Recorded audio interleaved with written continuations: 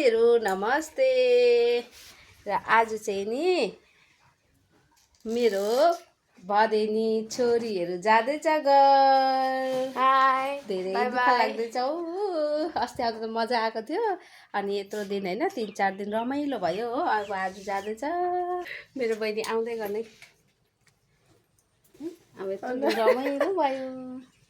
आइज कान्छी मेरो दिदीको छोरी सानो छोरी। हेलो नमस्ते नमस्ते श्रद्धा हो अनि छोरी सालुगढा जाँदैछ मामाको छोरी घरमा जाँदैछ आज हो। यता चाहिँ ठुलो छोरी अब जाँदैछ आज। हेरी हेरी आउँदै गर्नु है। आज दुःख लाग्दैछ यिनीहरू जाँदैछ। अब मेरो हजुरलाई पनि फोन गरेर बोलाउनु पर्यो भेट्नुको लागि। यो चाहिँ मैले दिदीको छोरीलाई गिफ्ट गरेको। राति 12 बजीसम्म 1 बजीसम्म बनाउनु पर्यो। यो चाहिँ छोरीकै चोइसको कलरमा बनाइदिएको छु मैले ब्याग। र कस्तो लाग्यो राम्रो लाग्यो भने लाइक कमेन्ट सेयर गरिदिनुहोस् होला साथीहरू।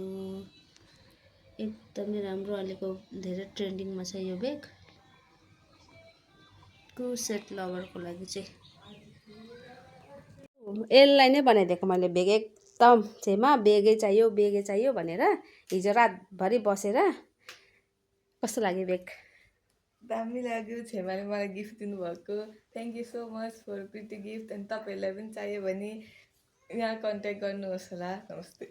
कस्तो दामी भयो नि पुरा खुसी छ नि। यसको उयो बताइदे न त सानो ठुलो गर्ने बताइदे त। ठुलो खाले सिङ्गल पनि बोक्नु सकिन्छ। यसो गर्दा ठुलो हुन्छ। यस्तो पनि बोक्न सकिन्छ। दामी देख्यो नि। बाई बाई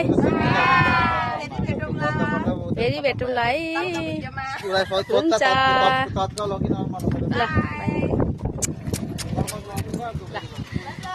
ल ल बाई।